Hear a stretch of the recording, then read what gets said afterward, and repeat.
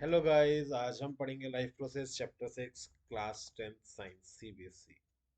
देखो, जितने भी हमारे लिविंग ऑर्गेनिज्म हैं अर्थ पे, वो सब लाइफ प्रोसेस परफॉर्म करते हैं, जैसे ग्रोथ, एक्सक्रीशन, रेस्पिरेशन, सर्कुलेशन। तो जितने भी प्रोसेसेस लाइक रेस्पिरेशन, डाइजेशन, ये आपके लिविंग ऑर्गेनिजम्स को जिंदा रखते हैं, जॉब परफॉर्म करते हैं, बॉडी मेंटेनेंस करते हैं। तो जो हमारे जितने भी लाइफ प्रोसेसेस हैं, अगर मैं देखूं तो वो जनरली 5 टाइप्स में होते हैं: growth, digestion, respiration, circulation, excretion. अब सबसे पहला वाला पार्ट हमारा आता है न्यूट्रिशन के लिए। ग्रोथ के लिए मुझे क्या चाहिए? न्यूट्रिशन चाहिए ना। तो जो न्यूट्रिशन, अगर मैं प्लांट्स की बात करूँ तो प्लांट्स ऑटोट्रॉफ्स होते हैं, अपना फूड खुद बनाते हैं। हम एनिमल्स जितने भी हैं सब हेटरोट्रॉफ्स हैं, प्लांट या किसी और एनिमल पे अपने फूड के लिए डिपेंडेंट होते हैं। अब आपके जो मोड ऑफ न्यूट्रिशन ऑटोट्रॉपिक में क्या होता है? जनरली आपके जो इसमें अपना फूड खुद प्रिपेयर करते हैं by the process of photosynthesis plant. जितने भी ग्रीन प्लांट्स हैं वो सब ऑटोट्रॉपिक न्यूट्रिशन करेंगे। हेटरोट्रॉपिक में we are dependent on somebody else for the food. तो अब हम डिटेल में थोड़ा सा पढ़ते हैं ऑटोट्रॉपिक न्यूट्रिशन। देखिए, जो ऑटोट्रॉप्स होते हैं वो सिंपल इनऑर्गेनिक मटेरियल्स को यूज करके कन्वर्ट करते हैं कॉम्प्लेक्स हाई एनर्जी मॉलिक्यूल्स में, जिसे कार्बोहाइड्रेट्स भी बोलते हैं। तो जो ऑटोट्रॉपिक न्यूट्रिशन है वो फोटोसिंथेसिस की हेल्प से होती है। अब फोटोसिंथेसिस में क्या होता है आपका? जो कार्बन डाइऑक्साइड है वाटर के साथ मिलके in the presence of sunlight and chlorophyll, वो आपका कार्बोहाइड्रेट, ऑक्सीजन और वाटर फॉर्म करती है। अब रॉ मटेरियल्स कौन कौन से यूज होते हैं मेरे फोटोसिंथेसिस में? Sunlight, chlorophyll, CO2, water. अब जो क्लोरोफिल है उसको सबसे पहले सनलाइट को ऑब्जॉर्ब करना उसका फंक्शन होता है। CO2 स्टोमेटा के थ्रू एंटर करता है प्लांट में, और ऑक्सीजन आपका as a by product release होता है स्टोमेटा जो लीफ पे प्रेजेंट है।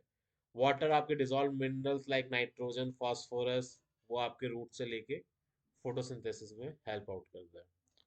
आप क्लोरोप्लास्ट जो लीफ में है वो क्लोरोफिल रखता है, तो जो site of photosynthesis that is chloroplast. Events क्या क्या है? 3 मेन इवेंट्स होते हैं। सबसे पहला इवेंट जो है आपका absorption of light energy by chlorophyll, conversion of light energy to chemical energy, and splitting, जिसे हम breaking of water into hydrogen and oxygen, reduction of carbon dioxide to carbohydrates.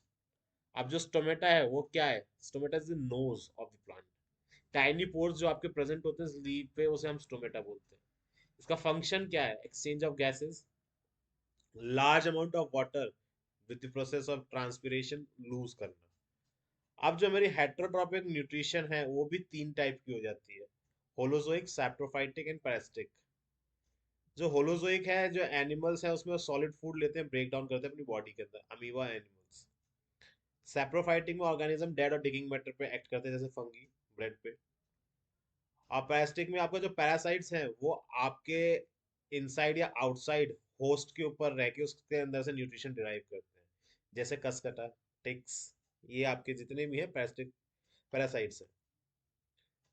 Now moving to the how do organism obtain their food.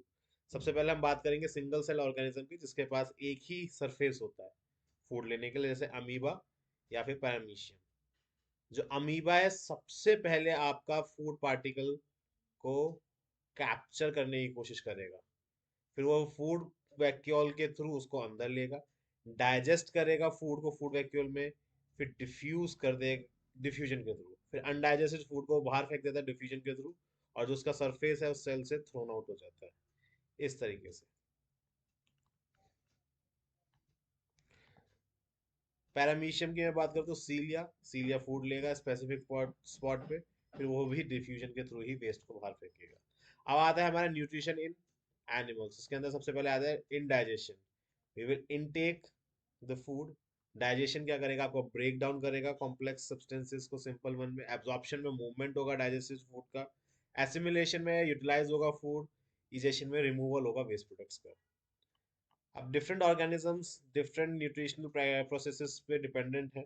सबसे पहले हम humans की बात करते हैं। हम माउथ से फूड को लेंगे, च्यू करेंगे, ग्राइंड करेंगे, टंग रोल करेगी, टेस्ट करेगी, स्वेलो करने की कोशिश करेगी, सलाइवरी ग्लैंड जो सलाइवरी एमाइलेज वहाँ पे प्रेजेंट है वो मिक्स होके शुगर में चेंज कर देगा स्टार्च को।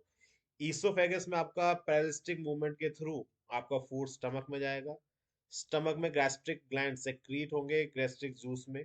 वहां पे तीन गैस्ट्रिक जूसेस हैं आपके, पैप्सिन, एचसीएल और म्यूकस। पैप्सिन क्या है? आपका एंजाइम जो कि प्रोटीन को डाइजेस्ट करेगा, ब्रेक डाउन करेगा। एचसीएल आपका मीडियम एसिडिक बनाएगा क्योंकि पैप्सिन आपका एसिडिक मीडियम में ही काम करता है। म्यूकस स्टमक को की इनर लाइनिंग को एसिड से प्रोटेक्ट करता है। अब हमारा जो स्मॉल इंटेस्टाइन है उसमें सबसे इंपॉर्टेंट काम क्या है? कन्वर्ट करेगा कार्बोहाइड्रेट्स को ग्लूकोज में, फैट्स को फैटी एसिड और ग्लिसरॉल में, प्रोटीन्स को अमीनो एसिड में। अब हमारा जो स्मॉल इंटेस्टाइन होती है वो विली लाइक प्रोजेक्शंस प्रेजेंट होते हैं जो कि आपका एब्जॉर्प्शन बढ़ा देता है फूड का ब्लड के अंदर। अब जो स्मॉल इंटेस्टाइन है वो आपका सेक्रीशन कहाँ से आता है? सबसे पहले लीवर से आता है, बाइल जूस, जो कि आपका लार्ज फैट को एमल्सिफाई करेगा स्मॉल ग्लोब्यूल्स में। ये आपका जो बाइल जूस है ये गॉल ब्लैडर में स्टोर होता है। फिर पैनक्रियास से पैनक्रियाटिक जूसेस आएंगे, वहां से लाइपेज और ट्रिप्सिन होगा। लाइपेज आपका फैट्स को लिपिड्स में चेंज करेगा और प्रोटीन्स को पेप्टोन्स में। अब एब्जॉर्प्शन के बाद जितना भी फूड है वो सारा आपका लार्ज इंटेस्टाइन में जाता है, वहां पे एक्सेस ऑफ वाटर एब्जॉर्ब किया जाता है। रेस्ट मटेरियल आपका बॉडी में से बाहर चले जाता है विया एनएस। ये आपका डाइजेस्टिव सिस्टम है। Now moving to the respiration.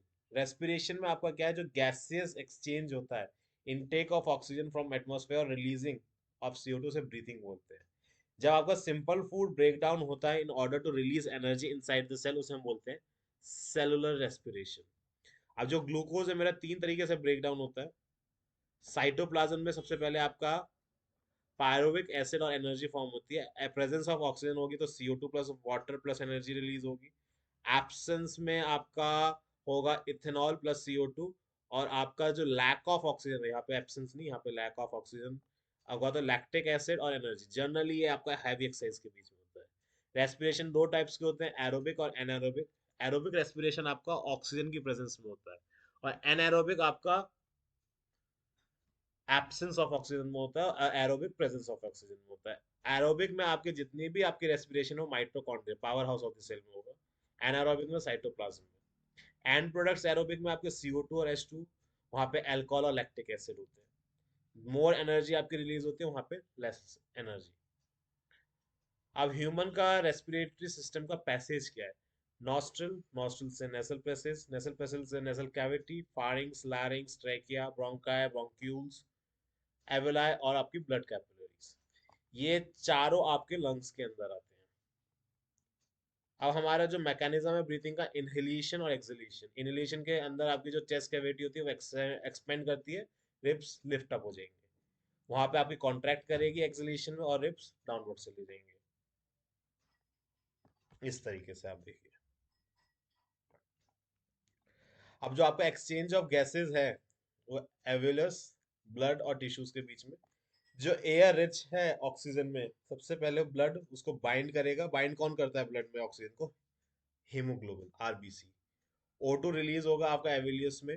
और जो CO2 आपका ब्लड के अंदर है वो डिसॉल्व होगा ब्लड में, ब्लड वेसल से वापस एविलर सैक में आएगा और सेंड थ्रू हो जाएगा आपका नॉस्ट्रल से, फिर वो बाहर। अब जितने भी टेरेस्ट्रियल है आपका ऑर्गेनिज्म है वो एटमॉस्फेरिक ऑक्सीजन यूज करते हैं रेस्पिरेशन के लिए। और जितने भी एक्वेटिक है वो डिसॉल्व ऑक्सीजन जो वाटर के अंदर प्रेजेंट है उसे यूज करेंगे। अब जो प्लांट्स के अंदर रेस्पिरेशन होता है that is similar to the respiration in plants, animal sorry. वो एक्सचेंज वहाँ पे स्टोमेटा, लेंटिकल्स इन स्टेम्स और general surface of the roots के थ्रू होता है। Moving to the transportation. Transportation में तीन मेन पार्ट्स होते हैं हमारे, heart, arteries, veins and blood and lymph. Blood हमारा सर्कुलेटिंग मीडियम होता है, आर्टरीज और वेन्स आपके ब्लड वेसल्स होते हैं और हार्ट एक पंपिंग ऑर्गन होता है। सबसे पहला स्टेप क्या होता है? जो पल्मरी वेन होती है वो ऑक्सीजनेटेड ब्लड लेके आएगी लंग से, जो कि लेफ्ट आर्टरियम में जाएगा। जब वो फिल हो जाएगा तो वॉल्व V1 ओपन हो जाता है, वेल्व, और वो लेफ्ट वेंट्रिकल में चले जाता है। वहां से जो मेन आर्टरी जिसे हम अयोटा कहते हैं वो ऑक्सीजनेटेड ब्लड और बॉडी ऑर्गन्स में जाएंगे। फिर जब और बॉडी ऑर्गन से डीऑक्सीजनेटेड ब्लड आपका सबसे पहले राइट आर्टरियम में जाएगा, वॉल्व V2 ओपन हो जाएगी, जब वो फिल हो जाएगा राइट वेंट्रिकल से वो वापस लंग के पास जाएगा, फिर वो वापस से ऑक्सीजनेटेड ब्लड आ जाएगा। इस प्रोसेस को हम डबल सर्कुलेशन भी बोलते हैं, क्योंकि ब्लड दो बार ट्रेवल करता है हार्ट में एक कंप्लीट साइकिल करने के लिए, इसलिए इसे डबल सर्कुलेशन बोला जाता है। अब पल्मोनरी सर्कुलेशन क्या होता है, जब ब्लड मूव करता है heart to the lungs and back to the heart. और सिस्टमैटिक सर्कुलेशन क्या होता है, blood moves from heart to the rest of the body and back to the heart. अब ब्लड के अंदर तीन मेन चीजें होती है, RBC, platelets and WBC. RBC के अंदर हीमोग्लोबिन होता है जो ऑक्सीजन को बाइंड करके रखता है। प्लेटलेट्स ब्लड क्लॉटिंग में हेल्प करते हैं। डब्ल्यूबीसी प्रिवेंट करते हैं, डिफेंस एक तरीके से जर्म्स और के साथ लड़के एंटीबॉडीज आपके के प्रोड्यूस करते हैं।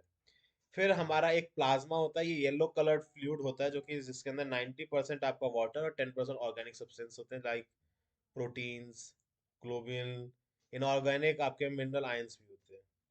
अब मैं ब्लड वेसल्स की बात करूँ तो ब्लड वेसल्स दो तरीके की होती है, आर्टरीज और वेन्स। आर्टरीज आपके ऑक्सीजनेटेड ब्लड को कैरी करती है from heart to the body parts except pulmonary artery, उसका अलग फंक्शन होता है, अभी हमने पढ़ा। जो वेन्स होते हैं वो डीऑक्सीजनेटेड ब्लड कैरी करते हैं। अब प्लांट्स के अंदर दो मेन पाथवेज होते हैं, जाइलम एंड फोलम। फोलम आपका क्या करेगा, फोटोसिंथेसिस के जो प्रोडक्ट है उन्हें कैरी करेगा, मतलब जनरली फूड को। जाइलम आपके वाटर और मिनरल्स को करेगा। जाइलम ज्यादा एनर्जी यूज नहीं करता। आपका जो फोलम है वो एटीपी की फॉर्म में एनर्जी को यूज करेगा। ट्रांसपिरेशन के थ्रू आपका वाटर जो है वो आपका लॉस हो जाता है, जो आपका ज्यादा वाटर है थ्रू स्टोमेटा और the aerial parts of the plants. अब फंक्शन क्या है आपका, absorption and upward movement of the water and minerals by creating pull, helps in the temperature regulation in the plant। जो ट्रांसपोर्ट होता है food का from the leaves, जिसे हम बोलते हैं लीव्स फूड फैक्ट्री भी होती है, तो different parts of the plant उसे हम बोलते हैं ट्रांसकोलेशन। अब बहुत इंपॉर्टेंट पार्ट, इस साल का बोर्ड फेवरेट भी कह सकते हैं,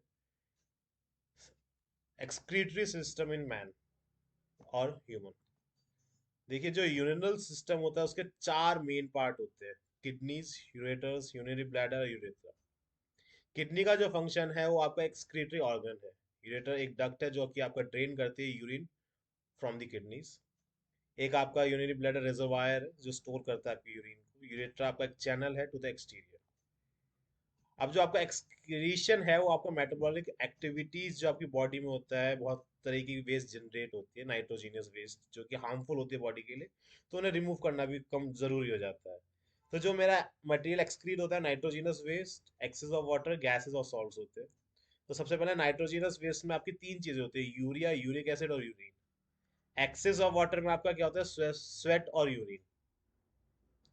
तो जितने भी यूनिसेलुलर सिंगल सेल ऑर्गेनिज्म होते हैं वो वेस्ट को सिंपली डिफ्यूजन के थ्रू निकालते हैं। अब ह्यूमन एक्सक्रीटरी सिस्टम में हम बात करते हैं कि यूरिन कैसे फॉर्म होती है। हर एक किडनी के पास बहुत सारे फिल्ट्रेशन यूनिट्स होते हैं जिन्हें हम बोलते हैं नेफ्रॉन। नेफ्रॉन के अंदर थिन वॉल्ड कैपिलरीज होती है जिन्हें हम बोलते हैं ग्लोमरस, जो कि आपके कप लाइक स्ट्रक्चर जैसे हम बोलते हैं वुमेन्स कैप्सूल, उसके साथ अटैच्ड होती है, एसोसिएट की जाती है, जो कि जिसकी लॉन्ग ट्यूब टर्मिनेट करती थ्रू द कैप्सूल। फिर जो रीनल आर्टरी है वो आपको ऑक्सीजनेटेड ब्लड को किडनीज के पास लाती है along with the nitrogenous waste like urea and uric acid. जो ब्लड है वहाँ पे फिल्टर होता है थ्रू द ग्लोमरस, और जो फिल्ट्रेट है वो एंटर करता है tubular part of the nephron. As a जो फिल्ट्रेट है आपको जो मूव डाउन करेगा टेबुलर पार्ट में, जो ग्लूकोज है, अमीनो एसिड्स एंड सॉल्ट्स हैं, जो एक्सेस ऑफ वाटर है, सेलेक्टिवली रीअब्सॉर्ब होगा ब्लड वेसल्स के पास। और जो अमाउंट ऑफ वाटर रीअब्सॉर्ब होता है वो डिपेंड करता है कि हमारी बॉडी को कितने वाटर की जरूरत है और कितनी नाइट्रोजीनियस वेस्ट हमने एक्सक्रीट करनी है। अब सो जो फ्लूइड है वो आपका जो फ्लो हो रहा है टेबुलर पार्ट में, यूरिन, वो कलेक्ट होता है आपके डक्ट्स में जिसे हम बोलते हैं नेफ्रॉन। फिर वो आपका कलेक्ट, जो जो डक्ट्स है, जो जितना भी पार्ट है वो आपका एक यूरेटर में जाके छोड़ देती है। यूरेटर ड्रेन आउट करता है यूरिन को इन द यूरिनरी ब्लैडर, जो कि स्टोर करता है। जब आप उससे प्रेशर पड़ता है तो वो एक्सपेंड करता है और यूरिन आपको पास होता है। जनरली हम 180 लीटर्स ऑफ जो आपका फिल्ट्रेट है वो फॉर्म होता है डेली, बट हम ओनली 2 लीटर्स ऑफ यूरिन को एक्सक्रीट करते हैं। अब हम बात करते हैं फंक्शन ऑफ नेफ्रॉन। ये एक्सक्रीट करता है नाइट्रोजनस वेस्ट को, मेंटेन रखता है वाटर और आयनिक बैलेंस को। फिर एक्सक्रीशन इन प्लांट्स की बात करते हैं तो प्लांट्स यूज करता है बहुत सारी strategies for excretion of different products. Oxygen, carbon dioxide diffuse होते हैं through stomata. Excess of water जो है वो रिमूव किया जाता है ट्रांसपिरेशन के थ्रू। प्लांट्स लूज करते हैं अपने odd parts like old leaves, bark of trees, other waste products like raisins, gums, especially in old xylem cells। जो प्लांट्स है वो सेक्रीट करते हैं waste substance into the soil around them through the roots. अब जो urine formation है nephron के अंदर, उसके अंदर थ्री मेन स्टेप्स होते हैं, ग्लोमेरुलस फिल्ट्रेशन, ट्यूबुलर रिजॉर्प्शन और सेक्रीशन। जब हमारी किडनी ढंग से काम नहीं करती तो डायलिसिस की जाती है, जैसे हम बोलते हैं जो प्रोसेस है जिसके अंदर आपका जो प्यूरिफाई किया जाता है blood by the artificial kidney, जिसको किडनी फेलियर पेशेंट्स के साथ जनरली प्रैक्टिस किया जाता है। होप आपको चैप्टर समझ आया, आपका चैप्टर रिवाइज हो गया अच्छे से। आप वीडियोस पसंद आई तो लाइक कीजिए, शेयर कीजिए, चैनल को सब्सक्राइब कीजिए। इसके डिस्क्रिप्शन में मैंने एक टेलीग्राम ग्रुप का लिंक भी दे रखा है, उसे भी आप ज्वाइन कर सकते हैं। उसके अंदर question bank, test papers, practice papers, sample papers आपके लिए अवेलेबल है। Thank you.